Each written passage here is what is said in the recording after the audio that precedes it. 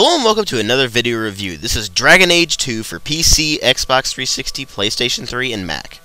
Now, I already went over all my thoughts on the demo of this game, so you can check that video out if you want to see me going more in-depth on a couple of these subjects. But, first off, the graphics really haven't changed since the demo. DirectX 11 works now, although I can't run it because I don't have Vista or 7. So, nor do I have a particularly great graphics card. But anyway, so DirectX 9 Max is still medium detail. You still really can't customize much of anything in the graphics options. The interface has not changed. The art style is still the same, which is a massive pain for me because I really don't like the new art style. I've already gone over this before. But one thing I do kind of like is the general style they've given to the city of Kirkwall. And you really didn't get a lot of that in the demo because it was a very brief run-in in the demo. It was set somewhere around I guess, about 2/4 of the way, well, not even 2/4 of the way, somewhere around 2/5 of the way through the game, I guess. But, anyway, they've actually thrown in a bunch of artwork all around the city where it's like people have done graffiti or stuff like that. And it actually really lends to the city's feel really well. In general, the art style is pretty much the same as Dragon Age Origins, only they've remodeled some of the characters. The Darkspawn are just laughable now, in case you didn't already notice that. But anyway, overall, the graphics really haven't changed much since the demo, so if you want to hear my thoughts on that kind of stuff more in-depth, go back to my thoughts on video for that. Same with the sound design. It really hasn't changed much since the demo. All the sound effects still work really well. The voice acting is all really well done, which, well, except for a few voices here and there. But overall, they've done a very good job with the voice acting.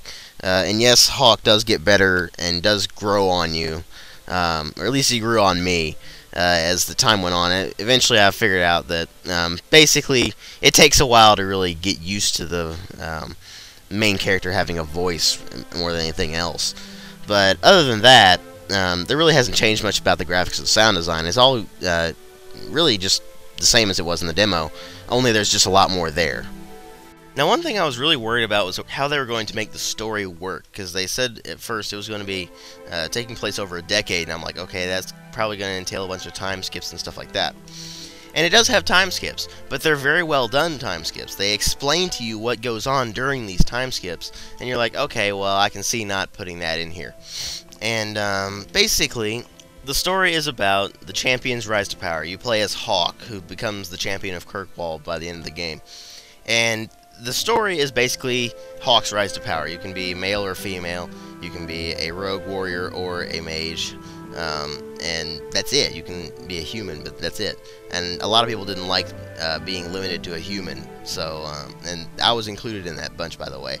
I don't like being limited to a human. Now, I don't mind having a voiced player character. In fact, that really lended to the narrative very well. It's nice being able to give your character definitive personality as opposed to just, say, selecting a line of text and then having people respond to that. Because that's what happened in the original Dragon Age. Your character didn't really say anything. You just selected a line of text, and all of a sudden your people react to it. And so the dialogue has more weight to it this time around. It really just draws you in more, I guess you could say. But overall, I'd say the writing itself is just much better than in Dragon Age Origins, because I never really felt like Dragon Age Origins went anything above generic in the storyline. It was just your generic, okay, you need to save the world kind of story, and it really didn't progress anything above that. But the dialogue was what really made it great. Now, they've kept this in Dragon Age 2, at least for the dialogue. They also decided that, hey, we need to make this story actually good. And they did a very good job with that. The time skips don't really bother you that much, because you end up having this, this leads to this, which leads to this, and so on and so forth, up until the end. And suddenly, it all makes sense. Now, the game does start with you watching the Seeker of the Chantry talking to Varric, who's the dwarf in your party, and you get this sense that something has gone horribly wrong in Thedas, or at least something has drastically changed, and you don't know what. And by the end of the game, you find out, and you're like, whoa. Because this game actually lets you make a decision that will change the face of Thedas forever. as opposed to the original game where it was just if you beat the game, then you've saved for Eldon, and that's basically it. That's all that happened. Now, you can import your save from Dragon Age Origins, and you can also select one of 3 base stories that they have. But I really didn't notice anything when I imported my save, to be perfectly honest with you. A few characters here and there popped up, and that was really it. Because I really didn't see anything different about the game. It was just there. It did that, it didn't really change much. They referenced my decisions occasionally, but they didn't really do anything apart from that. Anyway, basically, story, massive improvement over the Dragon Age Origins. I was very pleasantly surprised by that. Then we go to the gameplay. Now, one of my main complaints about Dragon Age Origins was the combat itself. Now, I thought it was way too slow, and there was way too much of it. In Dragon Age Origins, it could take upwards of 20 minutes to defeat just basic enemies, just because the combat was so slow. Now, in Dragon Age 2, they decided to up the ante with that. They decided to say, screw the slowness, we're going to have this hard-hitting, fast-paced combat. And they have that, and it's very well appreciated. Now, I will say that a lot of people seem to think that it's like an action RPG, and it's really not. It is on consoles, because at least you can play it like that. But at the same time, you can still play it the tactical way, and that's pretty much what I had to do on PC. You can't really play it like an action RPG on PC. You can't really just stay Hawk and then let everything else work itself out. No, you actually have to play tactically on PC. Now, maybe not on console, but on PC you definitely do. Anyway, so combat's challenging still, and it's just faster, and boss battles still take a long time, but that's expected. They're boss battles. You don't really expect a boss battle to last you like 2 minutes, and that's it. Now, granted, by the end game, they take forever, but still, you kind of expect that. Anyway, I will say this, though. The game still relies too much on combat. There is way too much of it. Now, of course, the game is much shorter than Dragon Age Origins. That does help. But still, there's way too much combat. I don't like that. Now, I mean, if it were something like Mass Effect, where the shooter mechanic actually just feels proper, then sure, it would work. But it's not Mass Effect. It is Dragon Age. It's supposed to be a role-playing game, not a hack and slash or something like that. Anyway, apart from that, they haven't really changed all that much. I mean, your companions can't really get equipment anymore. You can switch their weapons out. You can give them rings, amulets, and belts. But that's it.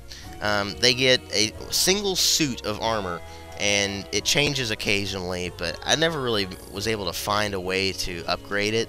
It just upgraded itself here and there, and I really didn't like that. I like having control over my party members, but at the same time, it does give your party members a definitive look about them, as opposed to just looking like generic party members like they kind of did in the original game, just having their own personalities. But still, I don't like that. I really like having control over my party members. And so, I was not a fan of the new companion armor system, and a lot of people weren't either. It really just doesn't work very well, because it seems like your party members never have enough armor. I mean, Hawk can upgrade his armor, or her armor, depending on what you choose, but you can upgrade your armor just like in Dragon Age Origins, bit by bit. And I mean, by the end of the game, I had like 800 armor, and the highest my companions had was about 400. So it was pretty ridiculous the amount of difference between Hawk's armor and Companion's armor it is, and it really just bothered me, because my companions would go down pretty easily, but Hawk was indestructible. Now, I was playing as a sword and shield warrior, but still. And so, overall, I'd say Dragon Age 2 is a massive improvement over the original game, in terms of mechanics, in terms of storytelling, in terms of storyline itself. Dialogue, not so much. I did like the characters in Dragon Age Origins better, but there were a few characters in Dragon Age 2 that were really interesting. Like Fenris was really interesting. I really wanted to see more about his past and everything, but I don't think my friendship or rivalry was high enough to do that. So I ended up kind of being left in the dust on that one. But you can pursue romance with everybody, basically. Yes, I mean pretty much everybody except for Varric, I believe. But I mean, it was actually kind of creepy being able to pursue romance really early in the game. I was kind of surprised by that. I was like, wait, what? I can pursue romance with Anders? I'm a guy, though. So yes, there are homosexual relationships in this game if you really want to do that. So all you yaoi fans will be happy for that. But still, I would say that Dragon Age 2 is a massive improvement over the original game overall. Now, granted, it is shorter. It is about 30 hours to Dragon Age's 60 plus. So, if you're looking for a really long role-playing game, you're not going to find it in Dragon Age 2. So, I would say you might want to wait a little bit on the price. Say, if it drops down to like 50 or 40, maybe. But it's 60 bucks.